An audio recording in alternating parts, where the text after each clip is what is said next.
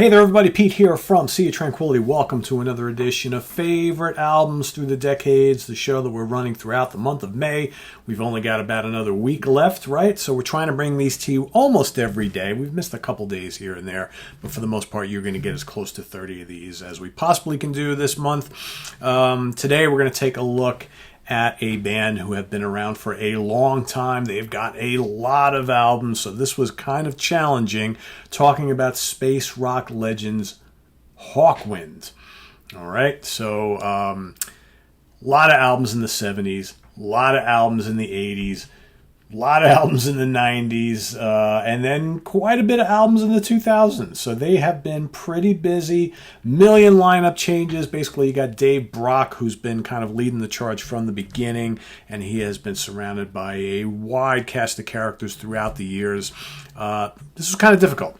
Kind of difficult for me, especially the 70s and the 80s stuff, which for me is probably my favorite. So we'll start at the 70s, the hardest decade to pick from. You know, when you've got albums like In Search of Space and Do Re Mi Fa Sol La Ti Do, Hall of the Mountain Grill, Warrior on the Edge of Time, you know, Quark, Straightness and Charms, amazing sounds, amazing music, 25 years on, PXR5, and the self-titled debut from 70. Hard to choose. They're all really cool. Mix of psychedelia and like kind of doomy heavy rock and prog and, you know, just their own brand of weirdness. I kind of was going back and forth. I had the same problem when I did the ranking show of Hawkwind. Just really hard to rank these albums because some of them are kind of similar and equally as cool, but I had to make a decision here. So I kind of came down to two.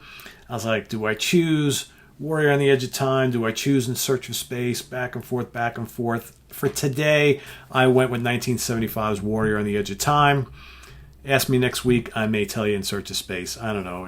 I could have just taken the easy way out and picked their live album, right? I didn't really want to do that. Space Ritual would have been the easy thing to do because it's just such a great live album. It's got a lot of the cool tracks from the early albums, but I didn't want to take that route. I wanted to choose a studio album here. So, again, very cool album. This is the last album with Lemmy. Lots of cool, like, early synthesizers and keyboards and lots of Mellotron on here. It's the last album with Lemmy before he leaves the band, goes and forms Motorhead not long afterwards. You got the classic title track, kind of sweet, Assault and Battery, The Golden Void, amazing. The Wizard blew his horn. You got Opa Loca, which is just pulsatingly cool, man. That's the one thing about Hawkwind that I always love. They take that kind of like repetitive thing with the rhythms and the synthesizers and sequencers, kind of like Tangerine Dream, but then they add these big bass riffs and these big fat heavy guitar riffs with all different vocals, and you got the saxophone and just very cool music. So what else is on? Magnew is on here as well. Warriors is great. Kings of Speed, of course. Really, really cool album. So that's the one I picked from the 70s. From the 80s, again, also really difficult because you've got Levitation, you've got Sonic Attack, Church of Hawkwind, Choose Your Mask, Chronicles of the Black Sword, the Xenon Codex. A lot of really cool albums here. I ultimately decided to go with Chronicles of the Black Sword. Of course, their big collaboration with author Michael Moorcock. This is a pretty heavy album for them. Definitely a cool mid-80s album. It's got the space rock thing going on, but there's a little bit of that leftover new wave of British heavy metal thing. Song of the Swords, amazing. Sea King, Elric the Enchanter, Needle Gun, great hard rockin' song. The Demise, Sleep of a Thousand Tears, Horn of Destiny, all really good stuff. Pretty rockin', but lots of cool synths. It's very 80s sounding, but in a good way. So, Chronicles of the Black Sword. Or sword. That's what we're going to go with for the 80s. From the 90s, again, tough. I came down to two of them.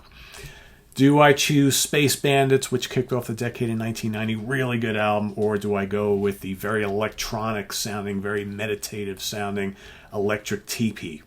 I ultimately decided to go with Electric Teepee. I love the synths on here. This is a very synth-heavy album, but I think it really works. There's elements of kind of like trance, that sort of thing on here. Really good. LSD is awesome. Garden Pest, Space Dust, Sadness Runs Deep, Going to Hawaii, Awesome, awesome stuff. Dig it quite a bit. Love the album cover. There you go.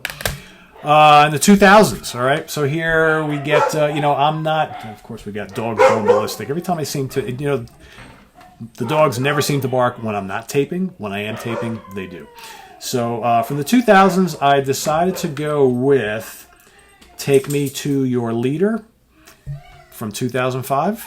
Really strong album. Spirit of the Age is good. Greenback Massacre, Digital Nation, Sunray, good stuff. Angela Android, again, very synth heavy. But still the essence of Hawkwind still there, right? Good album. Their newer stuff, the last 20 years, very, very strong. And there's so much to choose from. And that was, again, from 2005. Okay. From the 2010s, I had a hard time here because, again, Blood of the Earth is really strong. The Machine Stops, really, really strong. Onward. I decided to go with The Machine Stops. Really cool album. Interesting album cover again. Great material on here. All Hail the Machine. Title track, The Machine.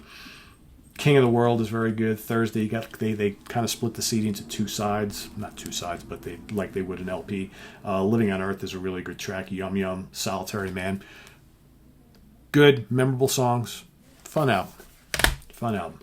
And then, of course, you've got one release. We're not going to bother with the 2020s. They've got one release called Carnivorous, which came out last year. I haven't heard it, so there's really only one, so we're not going to bother ranking it. But that's our ranking for Hawkwind for all the other decades. So The Machine Stops from the 2010s. From the 2000s, Take Me to Your Leader. From the 90s, we've got Electric Teepee. From the 80s, The Chronicles of the Black Sword. I keep wanting to go blah, blah, blah, blah during that. And then from the 70s, Warrior on the Edge of Time. Could change my mind tomorrow, though. And Search of Space is pretty close to it. Search of Space has the more iconic songs, but I think I really enjoy the feel and the atmosphere and all the mellotron of Warrior on the Edge of Time. And there's some heavy-hitting stuff on there, too. But can't go wrong with the 70s stuff or the 80s for me. So there you have it. Hawkwind. Favorite albums through the decades. In the comments below, list your favorite album from each decade that Hawkwind's been around. So you got from the 70s all the way up to now, right? So go for it and visit us on the web at www.seaoftranquility.org. We're on Facebook, we're on Twitter, of course, we're here on YouTube all the damn time. You'll probably see more of these each and every day this week as we finish up the month of May. So we're going to try and squeeze in all the ones I have on my list. We got a couple that I'll be doing by myself. We've got some guests on a few others. So stay tuned for that, and we'll see you real soon. Take care. Bye. Bye-bye.